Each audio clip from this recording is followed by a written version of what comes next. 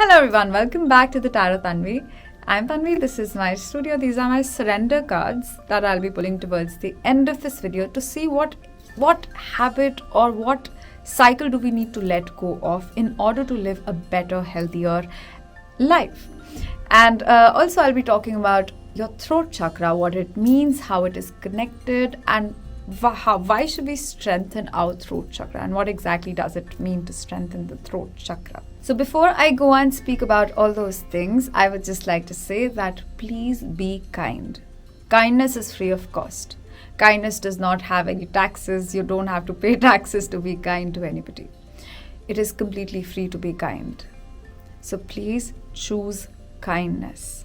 So throat chakra is right here at the center of the throat, and this is blue in color, light blue in color. This chakra is connected to your sacral chakra, which is right below your navel, or right at your navel or below your belly button.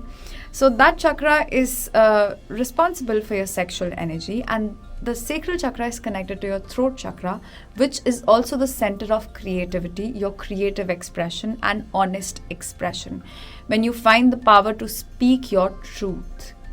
Now, when we speak about speaking the truth or being honest, we often confuse honesty with being rude and mean to people.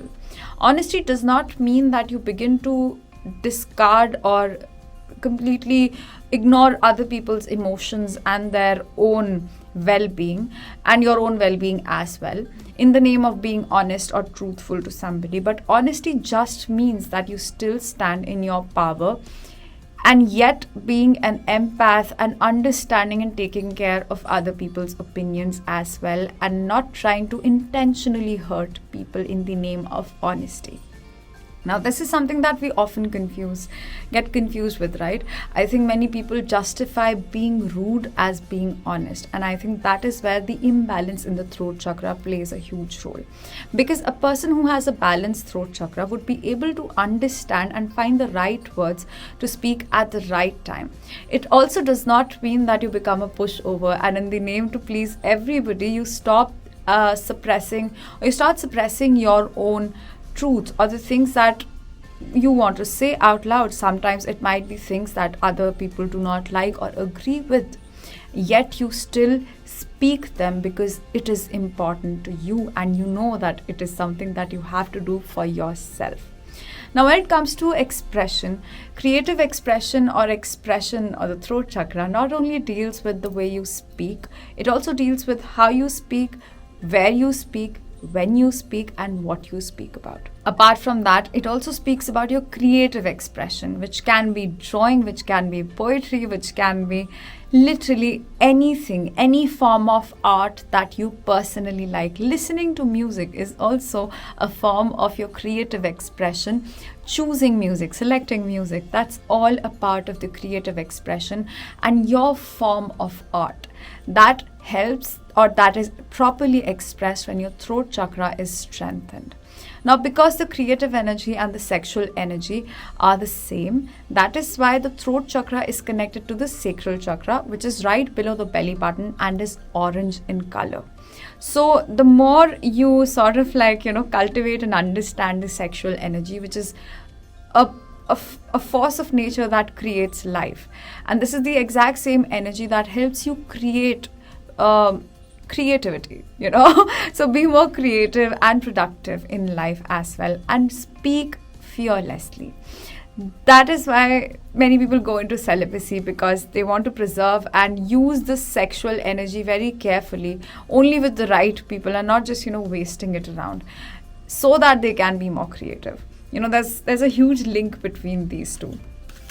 And yeah, so you can also strengthen your throat chakra by actually speaking tiny things that are important to you. This could be on the internet or somewhere.